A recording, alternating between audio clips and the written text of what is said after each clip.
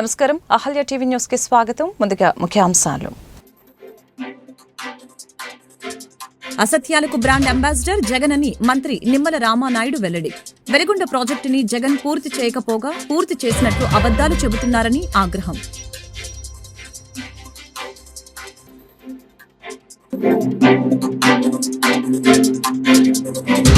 మాజీ సీఎం జగన్ కి ఏం భద్రత తగ్గిందని వైసీపీ నేతలు గవర్నర్ను కలిశారని ప్రశ్నించిన మంత్రి గొట్టిపాటి రవికుమార్, వైసీపీ నేతలను కూటమి ప్రభుత్వం అధికారంలోకి వచ్చాక జగన్ కి ఎలాంటి భద్రత తగ్గించలేదు అని వ్యాఖ్య. అసత్యాలకు బ్రాండ్ అంబాసిడర్ జగన్ అని నీటిపారుదల శాఖ మంత్రి నిమ్మల రామానాయుడు తెలిపారు. వెలిగొండ ప్రాజెక్టు అత్యంత వెనుకబడిన వారు ఉన్న చోట ఉన్న ప్రాజెక్టు. ఆ ప్రాజెక్టుని జగన్ పూర్తి చేయకపోగా పూర్తి చేసినట్లు అబద్దాలు చెబుతున్నారని తెలిపారు. 1996లో భూమి పూజ చేసిన వెలిగొండ ప్రాజెక్టు ఇంకా పూర్తి కాకపోవడం సీఎం చంద్రబాబు అసంతృప్తితో ఉన్నారని, వెలిగొండ ప్రాజెక్టు 2014లో 38% పూర్తయిందని చెప్పారు. జగన్ 2019లో అధికారంలోకి వచ్చి ఈ ప్రాజెక్టు పూర్తి చేయాల్సిందని చెప్పారు. కానీ జగన్ పాపాలు వెలిగొండ పాపాలుగా మారాయని, జగన్ అధికారంలో ఉన్నప్పుడు వెలిగొండ పూర్తి చేస్తా అని దఫదఫాలుగా చెప్పుకుంటూ వచ్చారని విమర్శించారు. వెలిగొండ ప్రశ్నార్థకమైన పరిస్థితిలో జగన్ జాతికి అంకితం చేశారని, అధికారంలో ఉన్నప్పుడు పరదాలు కట్టుకొని హెలికాప్టర్ పర్యటనలు చేసి జగన్ ఇప్పుడు అధికారం కోల్పోయాక మేం వేసిన రోడ్లపై ప్రయాణిస్తున్నారని అన్నారు. 4,000 కోట్లు ఖర్చు పెట్టి నిరంతరం 2 ఏళ్లు పనిచేస్తేనే వెలిగొండ ప్రాజెక్టు పూర్తి అవుతుందని మంత్రి నిమ్మల పేర్కొన్నారు. వెలిగొండని ఇప్పుడే మేము రివ్యూ కూడా చేస్తాం. మళ్ళీ దగ్గర 7-8 నెలల్లో 7-8 సార్లు రివ్యూ చేస్తాం. ఫిజికల్ గా కూడా నేను కూడా వెలిగొండ ప్రాజెక్టు మరి నేను అదేవిధంగా అక్కడ స్థానిక మంత్రులందరం కూడా సందర్శించడం జరిగింది. చాలా క్లియర్ గా నేను అబ్జర్వేషన్ చేశాం. ఏదైతే ఈ వెలిగొండ ప్రాజెక్టు 2014 చంద్రబాబు నాయుడు గారు ముఖ్యమంత్రి అయ్యే సమయానికి చూస్తే 38% వర్క్స్ అయినాయి. అప్పటికి 14కి వెలిగొండకు సంబంధించి, అంటే ఇంకా 62% బ్యాలెన్స్ వర్క్లు ఉన్నాయి. ఆ రోజు 14లో ముఖ్యమంత్రిగా చంద్రబాబు నాయుడు గారు వచ్చిన తర్వాత ఆ రోజు వెలిగొండకి ప్రాధాన్యత ఇచ్చి ఆయన 1373 కోట్లు ఆ రోజు 14-19లో కేటాయించి, ఆ 1373 కోట్లు కేటాయించడమే కాదు, దాంట్లో 1319 కోట్లు ఖర్చు పెట్టారు. అంటే ఎంత అయింది అది? 96%. అంటే ఏదో బడ్జెట్ లో ఘనంగా ప్రకటించి ఖర్చుల్లో పెట్టకపోవడం కాదు, మనం పెట్టినటువంటి 1373లో 1319 అంటే 96% పెట్టినటువంటి బడ్జెట్ లో ఆ రోజు మనం ఖర్చు పెట్టాం. మరి తర్వాత వచ్చాడు జగన్మోహన్ రెడ్డి 19లో ఒక్క ఛాన్స్ అని. మరి 19లో అధికారంలోకి వచ్చిన తర్వాత 5 సంవత్సరాల్లో బడ్జెట్ డబుల్ అయిందిగా. మరి బడ్జెట్ డబుల్ అయినప్పుడు మరి నిధులు కూడా అట్లానే వెలిగొండకి ఖర్చు పెట్టవలసినటువంటి డబుల్ అవసరం ఉంది కదా. కానీ కేటాయింపుల్లో డబుల్ చూపించాడు, కానీ ఖర్చుల్లో చూస్తే మాత్రం చాలా లీస్ట్ గా ఆయన పాలనలో. ఉదాహరణకి ఆయన 19-24లో కేటాయింపులు అయితే 3,518 కేటాయింపులు చేశాడు, కానీ ఖర్చు పెట్టింది చూస్తే కేవలం 647 కోట్లు మాత్రం. ఎంత డిఫరెన్స్ ఉందో చూడండి. అంటే కేటాయింపుల్లో ఇతను ఖర్చు పెట్టింది 18%. అంటే ఏ ముఖ్యమంత్రికి ప్రకాశం జిల్లా మీద గాని వెలిగొండ మీద గాని శ్రద్ధ ఉంది అనేది ఇదే ఒక ఉదాహరణ. ఎందుకంటే ఆ రోజు కేటాయింపుల్లో 96% 1319 కోట్ల రూపాయలు మనం ఆ రోజు ఖర్చు పెడితే ఈయన ఖర్చు పెట్టింది కేవలం 647 కోట్లు. అంటే బడ్జెట్ డబుల్ అయినా కూడా ఖర్చు పెట్టింది మన దాంట్లో కూడా సగం కూడా లేనిటువంటి పరిస్థితి, దుస్థితి ఆ రోజు జగన్మోహన్ రెడ్డి పాలన. అంటే ఆ రోజు ఆయన పాలనలో చేసినటువంటి పాపాలు ఏవైతే ఉన్నాయో ఈ రోజు ఆంధ్రప్రదేశ్ రాష్ట్ర ప్రజలకు, వెలిగొండ ప్రజలకు శాపాలుగా మారినటువంటి పరిస్థితి, దుస్థితి. ఆ రకంగా జగన్మోహన్ రెడ్డి చేసినటువంటి తప్పిదాలను అన్నింటినీ కూడా మళ్ళీ ఈ రోజు మరి చంద్రబాబు నాయుడు గారు ఒక్కొక్కటి కూడా మరి సరి చేసుకుంటూ వెళ్తూ ఉన్నాం. జగన్ కు ఏం భద్రత తగ్గిందని వైసీపీ నేతలు గవర్నర్ను కలిశారని మంత్రి గొట్టిపాటి రవికుమార్ వైసీపీ నేతల్ని ప్రశ్నించారు. కూటమి ప్రభుత్వం అధికారంలోకి వచ్చాక జగన్ కి ఎలాంటి భద్రత తగ్గించలేదు అని చెప్పారు. ముఖ్యమంత్రిగా పనిచేసిన వారికి ఎన్నికల కోడ్ ఉల్లంఘించకూడదని విషయం తెలియదా అని ప్రశ్నించారు. ముఖ్యమంత్రిగా వ్యవస్థల్ని నాశనం చేసి ఎప్పుడు లేనంత అధ్వానంగా పరిపాలన చేశారని ఆగ్రహం వ్యక్తం చేశారు. గడిచిన 5 సంవత్సరాల్లో నువ్వు వ్యవస్థలన్నీ కూడా సర్వనాశనం చేశావు. ఒక మాజీ ముఖ్యమంత్రి 3-4 సార్లు ఈ రాష్ట్రానికి ముఖ్యమంత్రి చేసిన అతను చంద్రబాబు నాయుడు గారి ఇంటికి మీ ఎమ్మెల్యేలను పంపించి గేట్లకు తాళ్లు కట్టిన రోజులు నీకు గుర్తురాలేదా? అన్నీ కూడా ఈ వ్యవస్థని, ఈ భారతదేశంలో ఈ ఆంధ్ర రాష్ట్రంలో ఉన్న వ్యవస్థలన్నింటినీ కూడా సర్వనాశనం చేసి వదిలిపెట్టేశావు. మొత్తం కూడా రాజకీయ లబ్ధి కోసం గడిచిన 5 సంవత్సరాల్లో మా కార్యకర్తలను కానీ లేకపోతే మా నాయకులను కానీ ఎవరిని కూడా బయటికి రానికుండా కేసులు పెట్టడం అన్నీ కూడా చేసి వ్యవస్థలన్నీ కూడా నాశనం చేసి వదిలిపెట్టావు. ఈ భారతదేశంలో ఈ స్వతంత్రం వచ్చిన తర్వాత ఏ రాష్ట్ర ముఖ్యమంత్రి పరిపాలించలేనంత అధ్వానంగా గడిచిన 5 సంవత్సరాలు నీ పరిపాలన ఉంది. అందుకే ప్రజలు కూడా నీకు 11 సీట్లకు పరిమితం చేశారు. ఇప్పటికైనా నువ్వు ఒకసారి ఇంట్లో కూర్చొని ఆత్మ పరిశీలన చేసుకో. గడిచిన 5 సంవత్సరాలు ఏ విధంగా మనం పనిచేశాము, ఎందుకు ప్రజలు తీర్పిచ్చారనేది చేసుకోవాల్సిన అవసరం ఉంది. మళ్ళీ వాళ్ళ నిన్న కోడ్లో నువ్వు బయటకు వచ్చావు. ఒక ముఖ్యమంత్రిగా పనిచేసిన వాడివి కోడ్లో వెళ్ళకూడదనే విషయాన్ని నీకు తెలియదా? అది కూడా తెలియకుండా నువ్వు ముఖ్యమంత్రిగా ఏ విధంగా పనిచేసావు? మిర్చి రైతుల గురించి వాళ్ళు నువ్వు మాట్లాడే అర్హత ఎక్కడ ఉంది నీకు? ఆ రోజు నువ్వే కదా ఎంఎస్పీ రేటు 7,000 రూపాయలు అని చెప్పి ఇచ్చింది. మా టైంలో బ్రహ్మాండంగా ఇవాళ ముఖ్యమంత్రిగా ఢిల్లీ లెటర్ రాయటం కానీ ఇంకా మంచి రేటు రావాలని చెప్పి ఇవాళ ముఖ్యమంత్రి గారు లెటర్ రాస్తున్నారు. ఆ రోజు తుఫాన్ వచ్చిన రోజు నువ్వు ఏ విధంగా రైతులను పరిశీలించావు? పరామర్శకు వచ్చి నీకు గ్రీన్ కార్పెట్ వేసుకొని గ్రీన్ కార్పెట్ మీద బెంచ్ కట్టుకొని బెంచ్ మీద నుంచొని రైతులను పరామర్శించిన ముఖ్యమంత్రి ఎవడన్నా ఉన్నాడు ఈ దేశంలో అంటే నువ్వే. ఆ రోజు అపోజిషన్ లీడర్గా ఉండి రైతుల తరఫున పోరాడిన వ్యక్తి ఎవరన్నా ఉన్నాయంటే అది మా చంద్రబాబు నాయుడు గారు. పొలాల్లో దిగి రైతులను పరామర్శించి ఒక రైతు కన్నీళ్లు పెట్టుకుంటే ఆ రోజు జేబులో డబ్బులు 2 లక్షల రూపాయలు ఉంటే ఇమీడియట్గా తీసి ఆ రైతులకు సహాయం చేసిన గొప్ప గుణం చంద్రబాబు నాయుడు గారిది.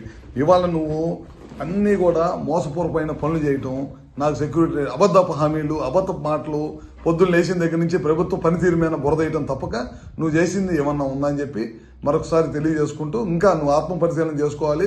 నువ్వు సంవత్సరం అయిన తర్వాత కూడా నువ్వు ఇంకా నీ బుద్ధి మారలేదు, ఇంకా నువ్వు పాత బుద్ధిలోనే ఉండవు, ఇంకా పాత టైప్లోనే ఉండవు, అబద్ధపు మాటలు చెప్పి ప్రజల్ని తప్పుదోవ పట్టించాలనే మార్గంలో ఉన్నావు.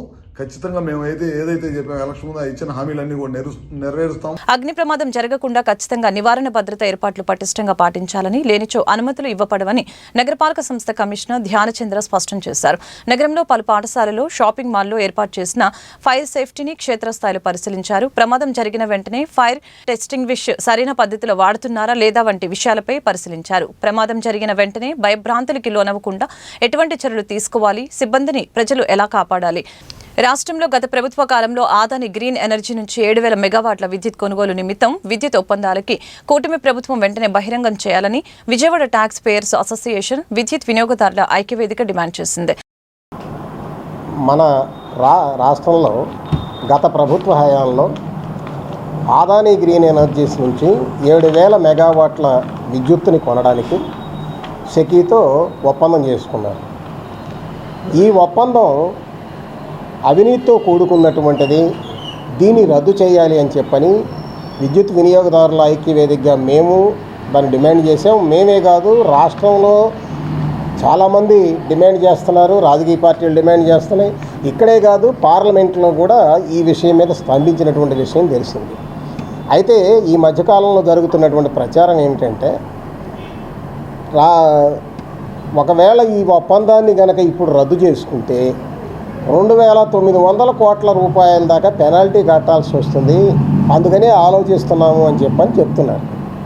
కానీ ఇదే ప్రభుత్వ పెద్దలు అంతకుముందు ఎన్నికల ముందు ఆ సందర్భాల్లో చెప్పింది ఏమిటి అని చెప్పానంటే ప్రజల మీద ఈ ఒప్పందాల వల్ల 1,00,000 కోట్ల రూపాయల భారం పడుతుంది అని చెప్పారు. ఇప్పుడు 2,900 కోట్ల రూపాయలు ప్రజల వాళ్ళకి కట్టి దీన్ని రద్దు చేసుకొని ప్రజలను తప్పించటమా, ఈ భారాల నుంచి తప్పించడమా, లేదు వాళ్ళ కోసం ప్రజల మీద భారాలు వేయటం అన్నది ఇప్పుడు ప్రభుత్వం తేల్చుకోవాల్సిన పరిస్థితి ఉంది. అయితే ఇది ఆదానీని రక్షించడం కోసం, ఆ ఒప్పందాలు రద్దు చేసుకోకుండా ఉండడం కోసం ఇటువంటి ప్రచారం చేస్తున్నారని మేము భావిస్తున్నాం. అయితే ఇందులో మేము డిమాండ్ చేసేది ఏంటంటే ఇవన్నీ నోటి మాటలొద్దు. ఊరక అన్ని వేల కోట్లు పడుతుంది, ఇన్ని వేల కోట్లు పడుతుందని ఈ నోటి మాటలొద్దు. మీరు దాన్ని ఆ ఒప్పందాలన్నింటినీ కూడా వెబ్సైట్లో పెట్టండి, పబ్లిక్ డొమైన్లో పెట్టండి. పబ్లిక్ డొమైన్లో పెడితే పబ్లిక్ చూస్తారు. మీరు అవి దాచిపెట్టేసి సింపుల్గా మీరు పడుతుంది అని చెప్పానంటే మా అభిప్రాయం ప్రకారం ఎక్కడ కూడా అటువంటి క్లాజులు లేవు. కానీ ఉంది అని చెప్పని మీరు అనుకున్నప్పుడు ఆ విషయాలు మీరు ప్రవేశపెట్టండి. మీరు దాన్ని పబ్లిక్ డొమైన్లో పెడితే అందరూ చూస్తారు. కాబట్టి మేము పబ్లిక్ డొమైన్లో పెట్టాలి అని కోరుతున్నాం. ఆ ఒప్పందాలు రద్దు చేయాలి అని కోరుతున్నాం. రెండో విషయం ఏంటంటే ఇవాళ 25 ఏళ్ళకి ఒప్పందాలు చేసుకున్నది గత ప్రభుత్వం, దానివల్ల లాక్ అయిపోయాము అని చెప్పని ప్రచారం చేస్తున్నారు. కానీ 25 ఏళ్ళ ఒప్పందం చేసుకున్నటువంటిది ఎవరు, దానికి దారి చూపించింది ఎవరు? కేవలం గత ప్రభుత్వం కాదు, అంతకు ముందు ఉన్నటువంటి టీడీపీ ప్రభుత్వ హయాంలోనే వాళ్ళు కొన్ని ఒప్పందాలు చేసుకున్నారు. ఆ ఒప్పందాలు ఎవరితో చేసుకున్నారంటే ఇప్పుడు ఉదాహరణకి 5/12/2014 అరోహి సోలార్ పవర్ కంపెనీ అనే దాంతో చేసుకున్నారు. అదే రోజున ఏసీఎంసీ జైసల్మేర్ సోలార్ కంపెనీ అనే దాంతో చేసుకున్నారు.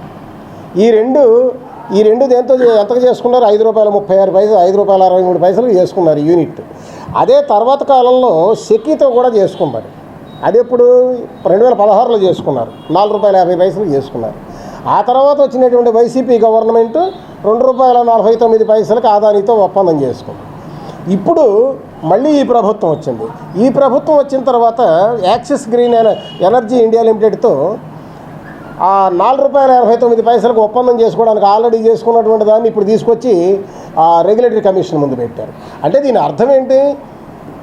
ఒకళ్ళ మీద ఒకళ్ళు దుమ్మెత్తి పోసుకోవటం మినహా ఆయన 25 ఏళ్ళకి చేసి మమ్మల్ని బుక్ చేశాడు అంటే ఈయన 25 ఏళ్ళకి చేసి మమ్మల్ని బుక్ చేశారని ఒకళ్ళ మీద ఒకళ్ళు దుమ్మెత్తి పోసుకోవడం మినహా కానీ ప్రజలను అందరూ కలిసి నష్టపరుస్తుంది ఎవరంటే ప్రజలను.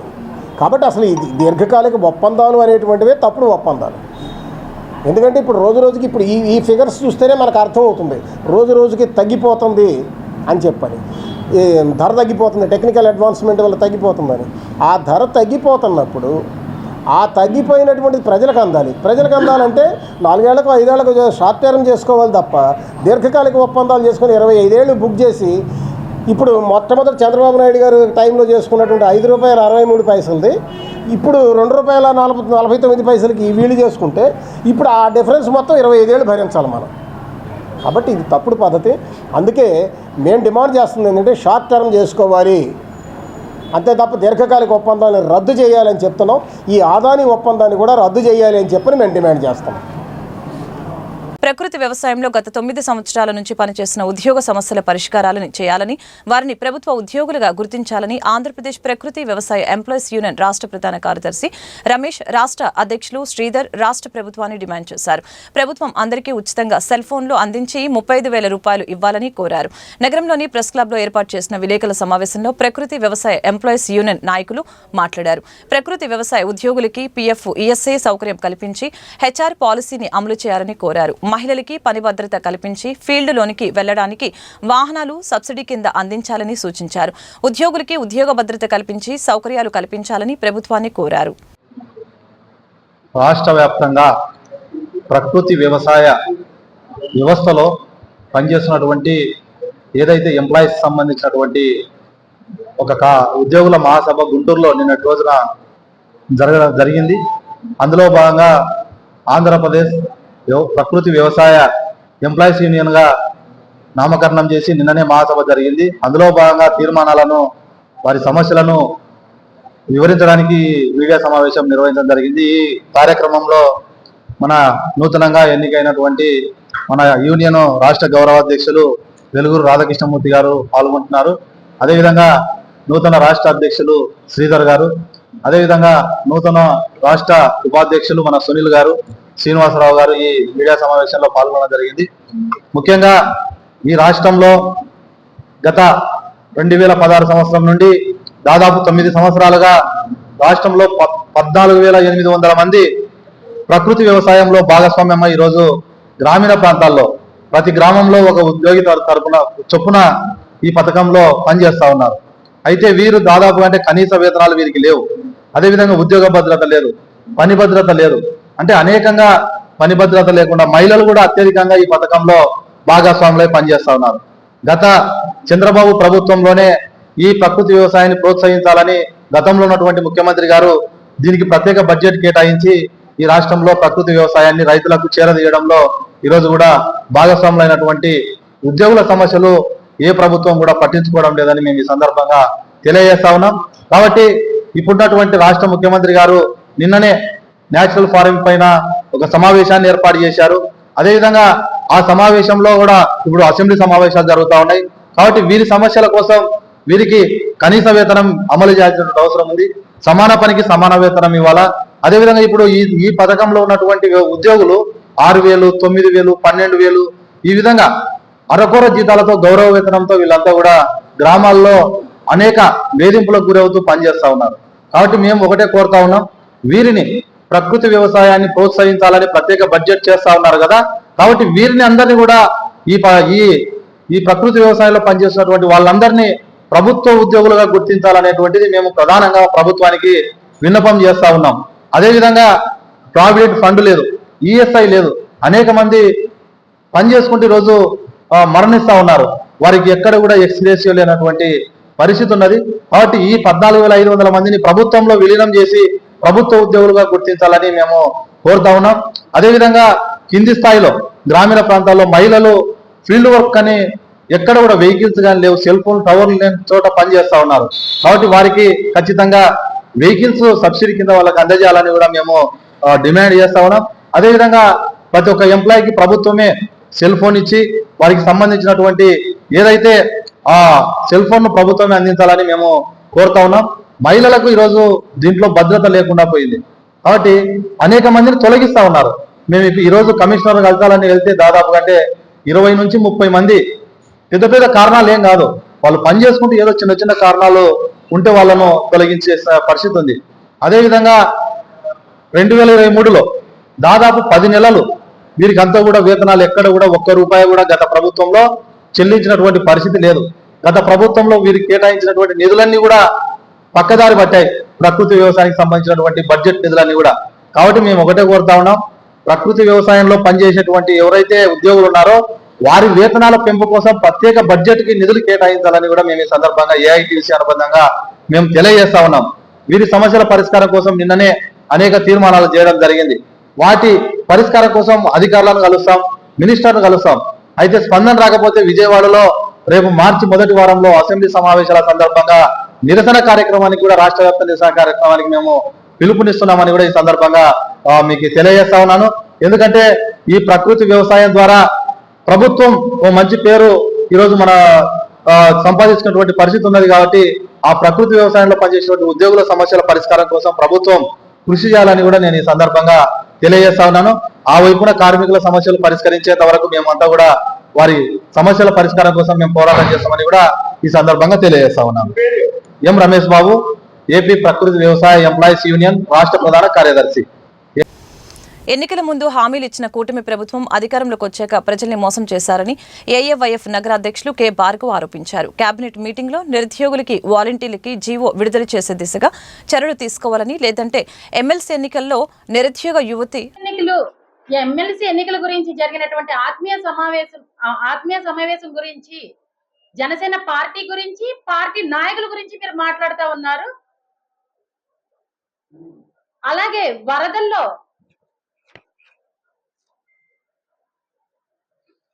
గురించి కూడా మా జనసేన నాయకులు రాలేదని మీరు మాట్లాడుతూ ఉన్నారు. కొణిదెల పవన్ కళ్యాణ్ గారు, మా అధ్యక్షులు అయినటువంటి కొణిదెల పవన్ కళ్యాణ్ గారు ముందుగా సభాముఖంగా మీడియా ముఖంగా కూడా ఆయన తెలియజేయడం జరిగింది.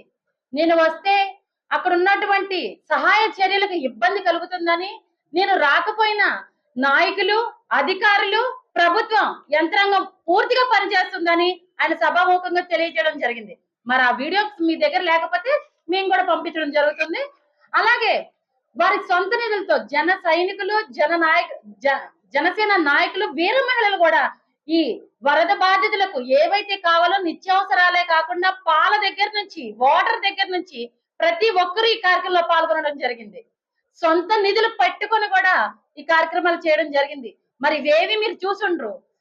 అలాగే మీరు ఇచ్చిన బ్రెడ్ ముక్క పాలతోనే మేము మొత్తం జనాల్ని కాపాడేసామని మాట్లాడుతున్నారు. మరి మీరు జనసేన లేకుండా వరదల్లో నుంచి మేము బయట పడలేదన్న నినాదాలు కూడా మేము వినిపించడం జరుగుతుంది. ఇవి సభాముఖంగానే చెప్పడం జరిగింది. జనసేన మాకు తోడుంది. ప్రతి రాత్రి 24/7 మేము పార్టీలో ప్రతి ఒక్కళ్ళం కష్టపడటం జరిగింది. అసలు బుడమేరు వరదలు రావడానికి గల ప్రాబ్లమ్స్ మీ భూ కబ్జాదారులే కదా. ఈ విషయం మీకు తెలియంది కాదు. మరి మీకు కొత్తగా చెప్తే బాగోదు. ఆ విషయాలన్నీ తెలిసి కూడా మీరు మాట్లాడుతూ ఉన్నారు. ఈ భూ కబ్జాల గురించి ఈ మళ్ళీ కొత్త చాప్టర్ అయిపోయింది. కాబట్టి తెలిసిన విషయాన్ని మీరు సమర్థించుకోకుండా మా పార్టీ గురించి మాట్లాడే అర్హత ఏమాత్రం లేదు. ప్రజలు చీకొట్టి అధికారం నుంచి దించేసిన అధికారుల్ని బట్టలు విప్పి తీసి కొడతానన్న జగన్మోహన్ రెడ్డికి ప్రజలే బట్టలు ఊడతీసే రోజు దగ్గరలో ఉన్నాయని జనసేన పార్టీ విజయవాడ ప్రచార కమిటీ ప్రధాన కార్యదర్శి తిరుపతి సురేష్ స్పష్టం చేశారు. అందరికీ నమస్కారం. నా పేరు తిరుపతి సురేష్, విజయవాడ జనసేన పార్టీ ప్రచార కమిటీ ప్రధాన కార్యదర్శిని. ఈ మీడియా సమావేశం యొక్క ముఖ్య కారణం, నిన్న జగన్మోహన్ రెడ్డి గారు విజయవాడ వచ్చి కూటమి ప్రభుత్వం మీద అనేక రకాల అవాస్తవాలు మాట్లాడటం జరిగింది. వైఎస్ఆర్సీపీ పార్టీకి జనసేన పార్టీ నుంచి ఒకటే తెలియజేస్తున్నాం, మీరు ఎప్పుడు వచ్చిన 2 నిమిషాలు కూటమి ప్రభుత్వం మీద నిందలేయటం తప్ప మీరు చేసింది ఏమీ లేదని చెప్పి మీరు ముందు తెలుసుకోవాలి. అదేవిధంగా నిన్న మీరు అధికారుల్ని బట్టలోడు తీసి కొడతాం అని చెప్పి మాట్లాడతాం మీకు సిగ్గు చేయడం చెప్పి నేను తెలియజేస్తా ఉన్నా.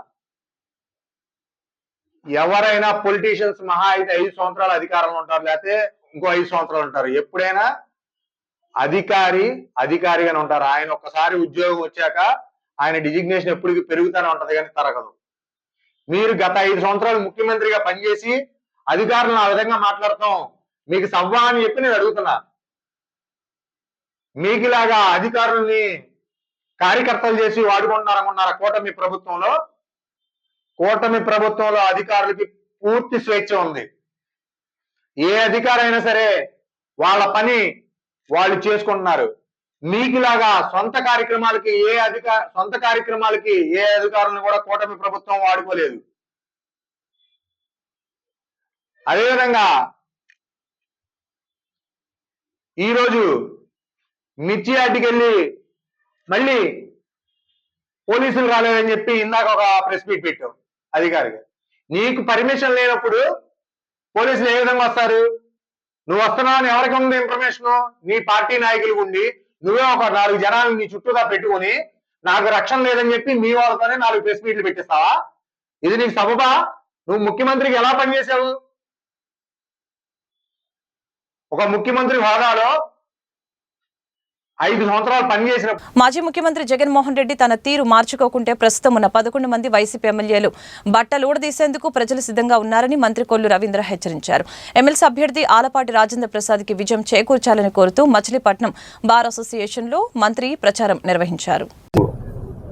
అయినా ఇప్పుడు ఏంటంటే ఏం చేయాలో తెలియట్లే. ఇవాళ సెక్యూరిటీ తీసేశారంటాడు. జెడ్+ కేటగిరీ సెక్యూరిటీ మేము తీయటానికి రాష్ట్ర ప్రభుత్వంలో ఉండదు, ఎక్కడ తగ్గించలేదు సెక్యూరిటీ విషయంలో. అనుమతులు లేకుండా ఎలక్షన్ కోడ్ ఉన్నప్పుడు ఏ రకంగా మిర్చి యార్డుకి వెళ్తాడు ఆయన? ఇప్పుడు మిర్చి యార్డుకి సందర్శనకి వెళ్ళాలంటే ఎలక్షన్ కోడ్ ఉంది, నువ్వు వెళ్ళు, పర్మిషన్ తీసుకుని వెళ్ళు. జిల్లా కలెక్టర్ వెళ్ళడానికి లేదన్నారు, పోలీసులు అనుమతిని నిరాకరించారు. అనుమతులు తీసుకుని వెళ్ళడానికి మాకేం అభ్యంతరం లేదు. కానీ ఒక ఉద్దేశపూర్వకంగా ప్రజల్ని రెచ్చగొట్టడానికి లేకపోతే ఇక్కడ ఒక అరాచకాలు సృష్టించడానికి ప్రయత్నం చేస్తే అది జరగనివ్వు. ఆ విషయంలో ఎటువంటి వేరే ఆలోచన లేదు. మొన్న కూడా వంశీని మేమేమి అరెస్ట్ చేయాలనుకుంటే ఫస్ట్లోనే చేసాను, కానీ అతనంతటా అతనే కిడ్నాప్ చేసి ఒక దళిత సోదరుని కిడ్నాప్ చేశాడు కాబట్టి వాళ్ళు పెట్టినటువంటి కేసు మీద అతను అరెస్ట్ చేయడం జరిగింది. SC/ST కేసు పెట్టి అతను అరెస్ట్ చేయడం జరిగింది. ఈయన వెళ్ళి వారికి ఒత్తాస పలుకుతారు. అక్కడ ఏమి చేయలేదు అమ్మాయి అని చెప్తా ఉన్నారు. ఇవాళ మొత్తం గన్నవరం కాదు, రాష్ట్ర ప్రజలందరూ కూడా చెప్తారు వంశీ గారి గురించి కానీ వైసీపీ నాయకుల గురించి కానీ.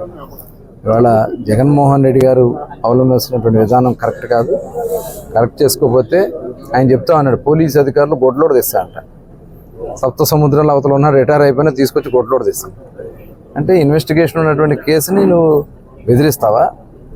పోలీసు అధికారులను బెదిరిస్తావా? సాక్షులను బెదిరిస్తావా? మరి అది కూడా ఒక అతను బెయిల్ ఎందుకు రద్దు చేయకూడదు కూడా వాళ్ళ ప్రశ్నిస్తాల్సినటువంటి అవసరం ఉంది. ఖచ్చితంగా ఇలా ఈ రకంగా చేసే కార్యక్రమాలు చేస్తే మటుకి మేము తీవ్రంగా చూస్తాం. ప్రజాస్వామ్యబద్ధంగా అనుమతులు తీసుకోండి, కార్యక్రమాలు చేసుకోవచ్చు, ప్రజల పక్షాన మాట్లాడవచ్చు. లేదా అసెంబ్లీ ఉంది వేదికగా, అసెంబ్లీ రావడానికి భయపడుతున్నావు కదా నువ్వు ఇదే రకంగా కొనసాగితే 151 నుంచి 11 మంది గొడ్లోడు తీశారు. 11 మంది మిగతా వాళ్ళందరూ గొడ్లోడు తీశారు. రేపు 11 కూడా మిగలవు. అది గుర్తుపెట్టుకోండి జగన్మోహన్ రెడ్డి గారు. వార్తలు ముగించే ముందు ముఖ్యాంశాలు మరొకసారి. అసత్యాలకు బ్రాండ్ అంబాసిడర్ జగన్ అని మంత్రి నిమ్మల రామానాయుడు వెల్లడి. వెలిగొండ ప్రాజెక్టుని జగన్ పూర్తి చేయకపోగా పూర్తి చేసినట్లు అబద్దాలు చెబుతున్నారని ఆగ్రహం.